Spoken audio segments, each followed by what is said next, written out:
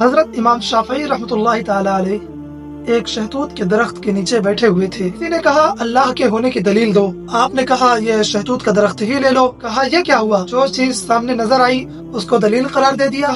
शहतूत का ये जो दरख्त है इसकी जड़ों का रंग और है, इसके तनों का रंग और है, इसकी शाखों का रंग और है और इसके पत्तों का रंग और है। और जब इसका फल कच्चा होता है तो उसका रंग और है, और जब ये फल पक जाता है तो इसका रंग और है।